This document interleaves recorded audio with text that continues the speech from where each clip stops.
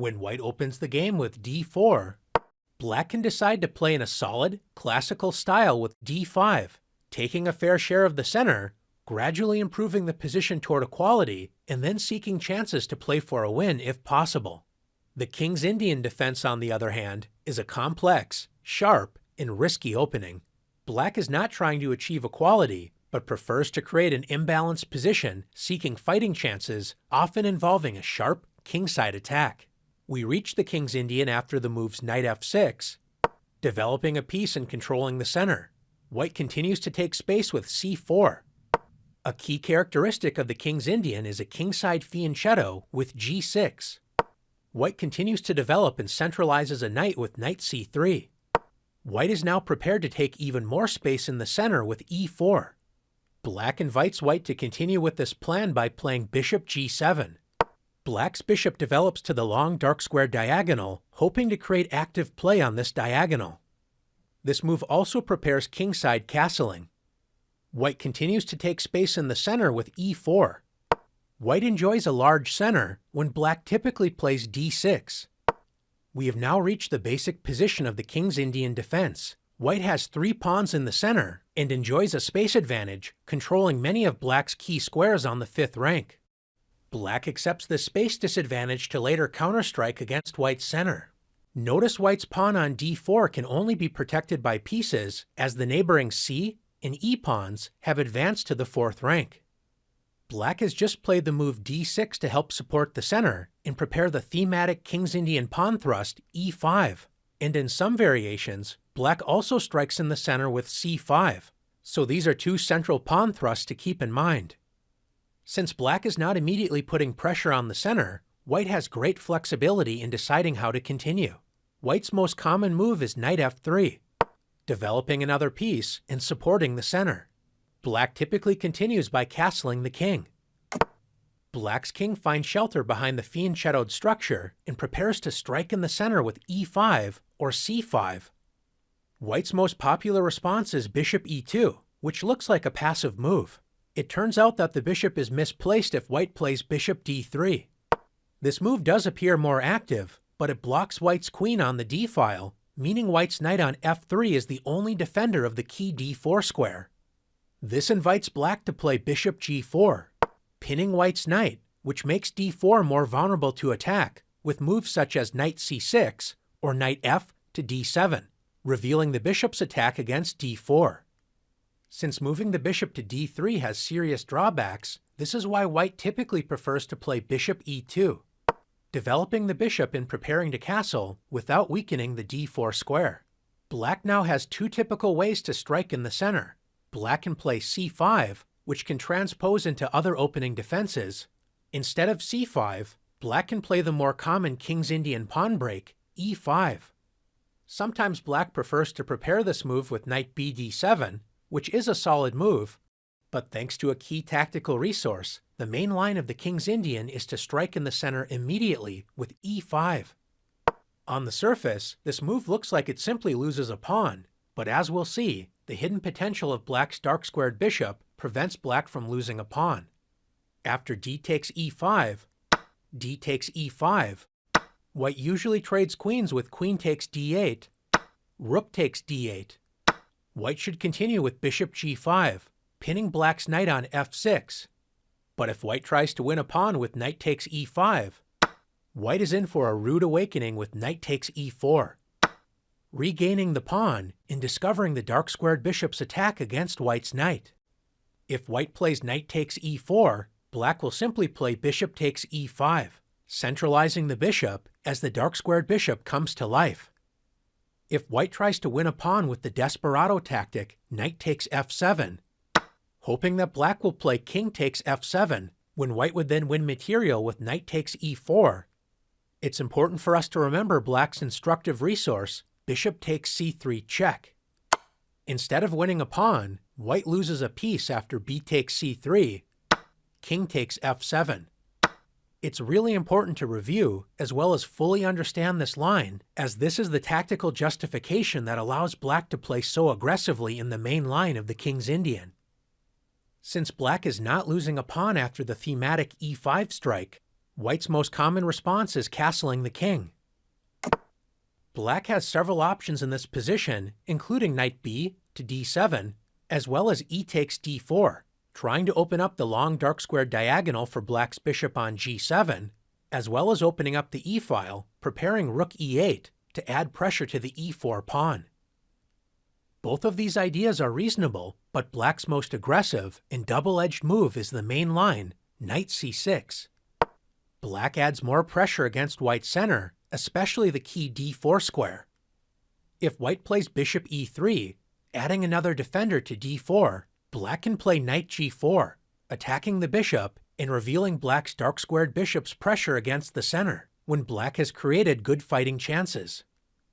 White's main response is to take space and confront black's provocative play with d5. Now that the center is closed, black transfers the knight to the king side with knight e7. The battle lines have been drawn. White has a space advantage and can prepare to fight for more space on the queen side with moves such as b4 and c5. Black can attack white's center with c6, a resource to keep in mind, but black's main idea is to move the knight away from f6 and begin a kingside attack with f5. We can see the clash of ideas, white attacking on the queen side, and black committing to an all-or-nothing kingside attack after the moves knight e1, intending to centralize the knight with knight d3, which then prepares the thematic c5 pawn break. Moving the knight away from f3 also prepares the pawn move f3, building a pawn chain from g2 to d5 and strengthening the center. Black can play the move knight e8, but more commonly plays knight d7, preparing f5 and also adding protection to the c5 square. White has two main choices to consider. One option is to play bishop e3, developing a piece and preparing to help attack on the queen side. This move invites f5, when after f3, black can gain a tempo against white's dark-squared bishop with f4. When white's dark-squared bishop retreats to f2, both sides can expect razor-sharp play. Another option for white is to continue with the knight maneuver knight d3. White centralizes the knight and helps prepare c5. Black continues with the thematic King's Indian pawn break, f5. Black would like to see e takes f5, when this will help open up the dark-squared bishop with an eventual pawn push, e4. Instead, white can continue to calmly develop with bishop d2. The bishop avoids moving to e3, where it will simply be attacked by black's pawn. The main point behind this modest bishop move is to prepare rook c1. Let's watch how both sides continue to pursue their respective plans. White will attack on the queen side, and black will continue on the king side. After knight f6, black adds more pressure to the e4 pawn. So white reinforces the center with f3. Black can now grab more space on the king side with f4. And white can continue to grab space on the queen side with the thematic pawn break, c5. Black's kingside pawn storm rushes forward with g5. It feels risky to advance pawns in front of the king, and black does need to be careful, but as the center is closed, it isn't so easy for white to exploit the weaknesses around black's king for the time being. White should continue to focus on invading black's queen side with rook c1. White's rook prepares to add pressure down the c-file, and black can now improve the position of the e7 knight with knight g6. Both of black's knights are now well positioned to help attack on the king side, and this knight may invade on the h4 square in the future. Black's bishop on c8 often watches the king side from a distance, and if black is able to force white's pawn to advance to h3, this piece may sacrifice itself on that square to help open lines against the enemy king. White doesn't waste any time and opens up the c-file with c takes d6, c takes d6. With this exchange, white has opened up the c-file and has also turned the d6 pawn into a backward pawn, so black's pieces will need to defend this weak target that white will attack. White can continue with knight b5, adding pressure to the backward d6 pawn, and prepares to invade black's territory with knight c7, attacking the rook and also eyeing the e6 square. Black can now combine attack and defense with rook f7, protecting the c7 square and also opening up the f8 square for the bishop. This helps protect the weak d6 pawn, and by vacating the g7 square, black's rook is now able to play rook g7, where it will help support black's kingside attack, especially after g4. After queen c2, white adds more pressure to the c-file, in the c7 square in particular. Black can play knight e8, defending c7 as well as d6, and can also consider to continue the attack with g4. The forcing queen b6 check, forking white's king and knight on b5, does not actually win a piece, as white can play knight f2, defending against the check and revealing the bishop's defense of the knight. Of course, both sides have several ways to play this complex position, but this at least gives us a sense of what both sides are trying to accomplish in the main lines of the King's Indian. Instead of knight e1, white can also grab space on the queen side immediately with b4. This is known as the bayonet attack, preparing white's typical pawn thrust c5. Black can respond with knight h5, preparing the thematic pawn break f5, and also eyeing the f4 square with the knight. Another idea is to disturb white's queenside plans with a5. Black attacks the bayonet pawn, trying to provoke white to advance with b5, when black can shut down the queenside with b6, eliminating white's play on the queenside, so black will have a free hand to attack on the kingside. One idea for white is to play b takes a5, but another strong move for white is to play bishop a3, protecting the b4 pawn and still preparing c5 with a complex position.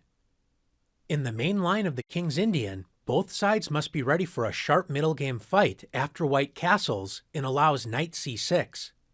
A more positional approach for white is to play d5, known as the Petrosian variation. White grabs space in the center and prevents knight c6. One drawback to this move is that the c5 square is no longer protected, so black can play knight a6, with the idea after white castles to attack the central e-pawn with knight c5. White can defend the center with queen c2, when white would love to force black's knight to retreat from its active post with b4, so black should play a5, when black has reasonable play to compensate for white's space advantage and central control. If white does not want to develop normally in castle kingside, allowing black's typical kingside attack, another interesting option is to play f3, known as the Zamość system. f3 supports the center, and after the typical move castle kingside, white can play bishop e3. We can now appreciate another aspect of f3. It prevents knight g4, disturbing white's dark-squared bishop. White may consider queen d2, preparing to castle queenside, when it actually may be black that has to face a kingside attack with moves such as g4 and h4, h5. Like most variations in the King's Indian, black can continue to strike in the center with e5, but another dynamic option is to play c5. When white moves the dark-squared bishop, c5 is often a thematic strike, as b2 is no longer protected, and black tries to open up the influence of the dark-squared bishop on the long diagonal. The move c5 also allows black to develop the queen, often with queen a5, or in some cases, queen b6 or queen c7. If white plays d5, then black will attack white's center with e6, and will also plan to attack white's pawn center with the flank attack a6, b5. We've actually transposed to another opening known as the Benoni defense, which is based upon attacking white's center with c5.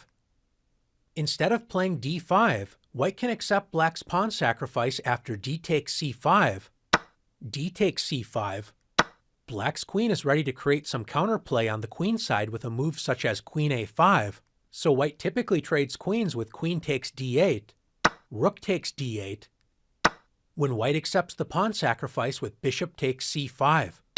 White's bishop eyes the unprotected e7 pawn, so black continues to develop actively with knight c6. White is up a pawn, but black's dark-squared bishop will become incredibly strong on the long dark-squared diagonal once black's knight on f6 opens up this diagonal. Black enjoys a lead in development and active piece play to compensate for the pawn. Instead of focusing on playing e4 as quickly as possible, white has another positional option to consider with g3. In the fianchetto variation, Both sides develop in a similar fashion on the king side after the natural developing moves bishop g7, bishop g2, castles kingside. White can continue to develop and prepare castling with knight f3. Black now plays the standard King's Indian move, d6. As always, preparing to strike in the center with e5 or even c5. White's king evacuates the center with castling kingside. Notice that both sides have a symmetrical position on the king side, so it won't be as easy to launch direct kingside attacks like some of the other lines we've discussed. Black has many ways to play this position, but as you're learning the King's Indian defense, one common setup you can use in most variations is knight b to d7.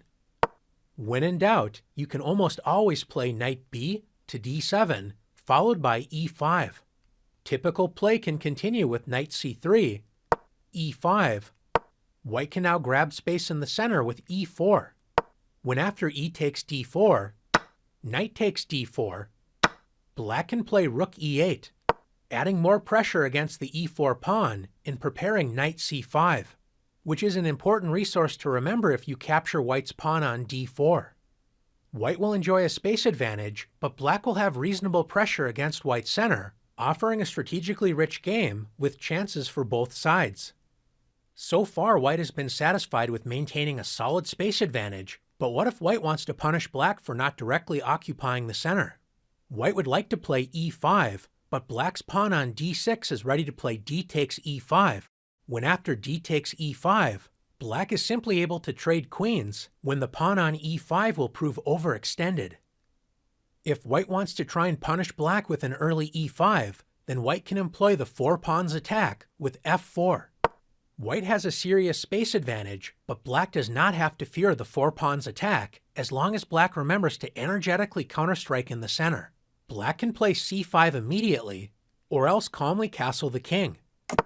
If White plays knight f3, adding more control to e5, Black can strike against the center immediately with c5, adding pressure against White's d4 pawn and preparing the aggressive queen move, queen a5, creating more pressure against White's position. If White tries to immediately grab space with e5, Black's knight can now enjoy the retreat square vacated by Black's king, allowing knight e8, moving the knight to safety and revealing the dark-squared bishop's pressure on the long diagonal. After knight f3, Black can play knight d7, adding more pressure against the e5 pawn and preparing c5. But Black can also play the instructive pawn sacrifice, c5. Black has added serious pressure to White's pawns on e5 and d4, both on the long dark-squared diagonal. Once again, we see Black trying to activate the dark-squared bishop. Black is ready to destroy White's center with c takes d4, and after d takes c5, knight c6. Black is ready to regain material, so after White plays c takes d6 and e takes d6, Black has sacrificed a pawn but has tremendous pressure against White's e5 pawn. If White captures the d6 pawn, then Black's bishop will become incredibly active on the long dark-squared diagonal, when Black's active pieces and queenside pressure will more than compensate for a pawn. This is why the four pawns attack isn't so popular, as White cannot roll over Black in this variation. The King's Indian defense is one of the most uncompromising, double-edged responses to d4. White is allowed to build up a strong center when Black is ready to strike back with e5, or in some cases, c5. If you are not overly concerned about reaching an equal position as Black, and are willing to accept positional risks in order to create sharp, at times chaotic play, then the King's Indian defense may be for you. Thanks for exploring the King's Indian defense, and best of luck navigating these exciting, complex waters if you choose to play either side of the King's Indian defense.